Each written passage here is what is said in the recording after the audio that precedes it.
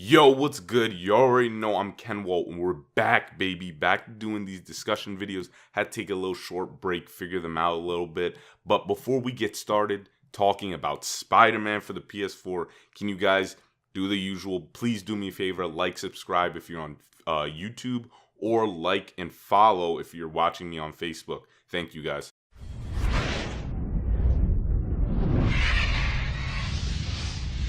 Spider-Man PS4 is finally a month away, and no gas, no funny. This game looks like it's finally going to be the Spider-Man game. Just look at it. On site. This city's had enough of your vigilantism. You're officially an enemy of the people. They recently just had something where people got to play 5 hours of the game, and what I was hearing was that this game takes a lot from Arkham but puts their own stamp on it. And I'm not saying it's better, because Arkham City is going to be tough to beat, but in terms of the open world, the people who played Spider-Man said it's pretty good. It's almost better. So I'm like, what I'm thinking is like, okay, Insomniac ain't just trying to settle with beating Spider-Man 2. Nah, they got that Mamba mentality that they coming after the Arkham series spot, which I really mess with. I respect that. You guys already know me. I always gotta try my best to keep people on the lookout, keep their eyes peeled. So here are the top 3 things I'm hoping Spider-Man for the PS4 gets right. Alright, let's get it. First, boss battles. Not gonna lie, that Kingpin fight that leaked like a week ago kind of scared me because it looked boring, at least to me. And it reminded me of this fight.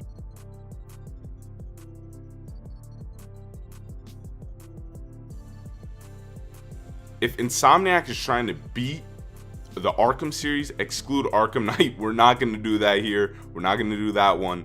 But Asylum and City, especially City, had the most memorable boss fights. The Ra's al Ghul one, that one was so tough. The Solomon Grundy one, like most of the boss fights just used different mechanics, and that's what made them different from each other. I know that was just one boss fight and we didn't even see the full thing, but I want some more action when we're fighting. We're Spider-Man, and a game that did an alright job with that, with us swinging, a lot of fast-paced stuff, was, not gonna lie, no funny, was Amazing Spider-Man. The first one, not the second one. The second one was complete hot ass, bro. That one was trash. But Amazing Spider-Man 1 had a lot of like adrenaline, fast-paced stuff. It was cool. You were swinging around a lot throughout the boss fights. It was cool. I kind of want more stuff like that in Spider-Man for the PS4. And quick little side note, so is this game called Spider-Man PS4? Is it called Spider-Man for the PS4, or is it just called Spider-Man?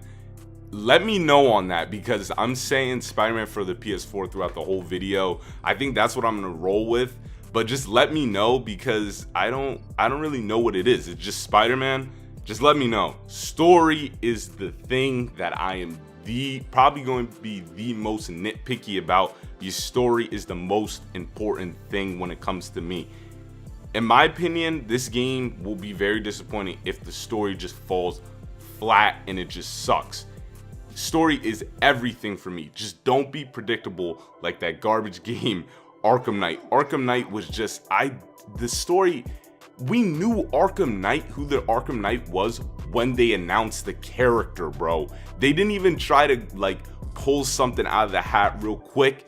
No, it was Jason Todd. Everyone suspected Jason Todd, and then they just gave us Jason Todd. Like, what's good with that? Just don't do that.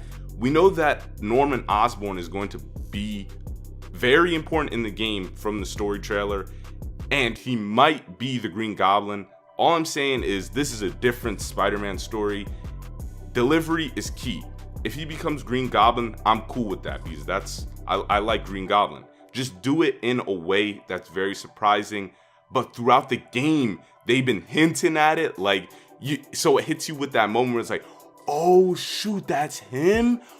Oh, I didn't see. No, I see it like that type of moment. Now let's get into the open world setting and interaction with the civilians. So I know that the day and night cycles changes with the story, so it's not organic, meaning that if you wanted to change from day to night, you have to play the story, which I'm fine with, surprisingly. Tell me what you guys think. But I really hope that New York feels alive. Like, I want to be out there in the streets with my people, just dapping them all up, going like, yo, what's good? I'm Spider-Man, yo. Like, I just want to be flexing out in the streets. I want to know, I hope there's like that one lady that's like, yay, Spidey, like when you're swinging around and shit. That'd be so cool. I want to know if you can be like taking pictures with the people, ending up on Instagram with like 500,000 likes because you're Spider-Man. Some cool like that. I hope there's just stuff like that that's in the game. I want it to kind of be like GTA, not kind of, I want it to be like GTA in terms of open world, where you're not the center of attention. Life still moves on without you. People are still getting into car accidents. It's interactions like that where you're not the center of attention and life still goes on. And I really hope they can achieve that in this game. Sorry, hold up before we end the video. I got my last one. This one's actually important, but actually, yo, before we get into that, it relates to it. Tell me if this is weird. I don't ever play side missions, like ever. Once I'm done with the game, I'm done with the game. Even though like I can enjoy the hell out of it. Like, what game did I play? God of War. I didn't play any of the side missions, and no lie, that game is probably my top game. That top game I've ever played. I loved God of War, the new God of War, but I never played it. And I know a lot of people love side missions, and that's why I'm going to talk about it, but I just don't ever play it. Tell me if that's weird or not. But side missions, please don't make it repetitive where you're hearing the same dialogue over and over again. You're doing the same exact thing. Like, I hope side missions are different depending on the area that you're in, which district, because I think the game is split into districts where it's like one district you have car crashes, and then one you have the construction sites, and then the other you have different stuff like someone's robbing the bank, and then there's different types of dialogue with it. That would be really cool. I hope they do something like that.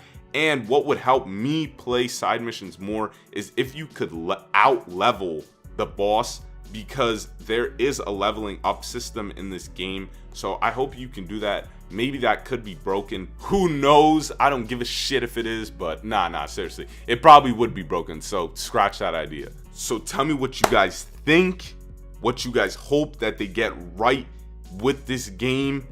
This game has gone gold. We're almost there. We're in the home stretch. Thank God. This game is, I've literally been thinking about this game ever since they released it like 2 E3s ago. This game, I always love superhero stuff is my stuff. With my face cam, you guys can see I've got a couple comic books in the back. Usually read it on my phone. I love comic book stuff. Even though Spider-Man isn't my favorite comic book hero, he's actually kind of bottom tier on my list. I still love the dude. Like, he's my guy, especially when it comes to games and how he swings around. That's so dope. But I really hope they get this right. Thank you guys for watching. As always, thank you Facebook, YouTube, Instagram fans. Thank you guys so much, and I'll catch you guys later. Have a good one. I'm not gonna hold you, bro. I'm really feeling this right now. Yeah, that was pretty nice. I'm not gonna lie. Like, that teamwork was pretty nice, bro. That teamwork was pretty nice, bro. We've been playing some games on those.